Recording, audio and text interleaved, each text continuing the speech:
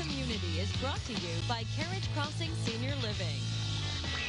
A popular event is back and bigger and better than ever. Cunningham Children's Home Festival of Quilts. Colleen Combs, the event and volunteer specialist, is here with all of the details as well as a fun new aspect to the event. So thank you for being with us. Thank you for having me. Okay, so for those who may not be familiar with the Festival of Quilts, this is an annual event that, that you put on every year. Let's kind of go over what the event is all about. Well, Festival of Quilts is really in honor of the 127-year-old tradition of every youth who comes to Cunningham gets a quilt, not only when they arrive, but when they leave Cunningham and transition along. So this is our 18th year having our Festival of Quilts that ties that tradition along with it. But these quilts are available for the community to put bids on, to purchase outright. But we thought, you know, as we're growing and we have more quilts, why not add a few more elements too? Why not? Okay, so you've got this fun new centerpieces and such aspect to the event. What are we doing? Well, I figured I wanted to show people how easy it is really to make a centerpiece. It could be from anything that you have around the house. You can just grab a couple silk flowers, or in some cases, people have even made their own wreaths or flowers themselves. It's pretty amazing to see. And we're looking at some pretty amazing examples of your centerpieces and wreaths. Are these going to be up for bid? Is that how this is going to work as well? They are, yes. They'll be for bid not only in person, but also online. So if you notice one now, we'll have a preview up opening later today.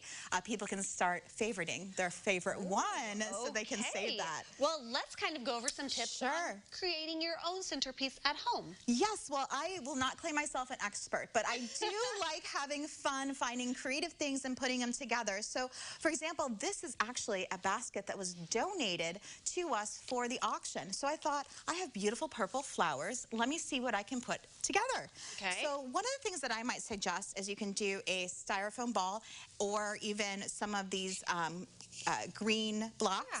And what's great about them is they hold the flowers stable.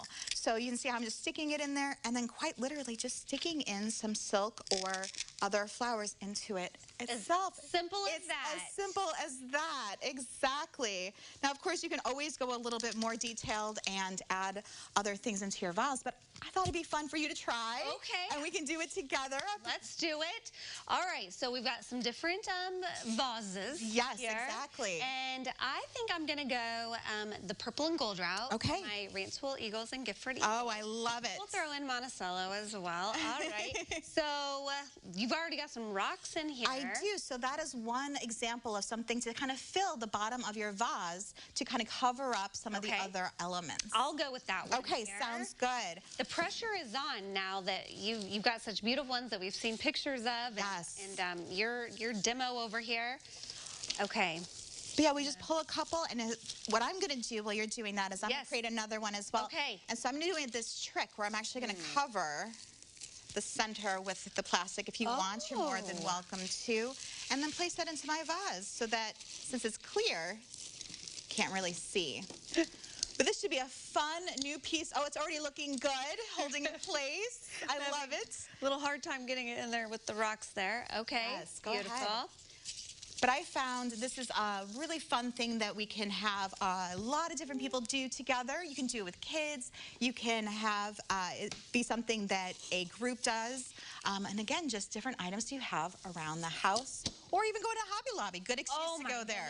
As if we need an excuse to go, Colleen. Oh my gosh, I'm trying to channel my inner Kent Miles here, who's come on before and given us the technique on how to, you know, arrange flowers. Yes, you probably have more experience than I do then. Oh, honey, no. No, not really. Okay, I'm going to borrow this one here. Yes, please do. Okay, so let's kind of remind everybody when this auction is happening, when the event is happening, because you mentioned it's online, but I'm sure we're wanting people to come and actually check things out. Exactly. It will be June 3rd and 4th, so we're just 24 days away from the doors opening. And it will be on Cunningham's campus. We'll be utilizing a lot of different parts of our buildings and campus, as well as also online. We just found that to be a great thing we've learned during the pandemic. That's looking good.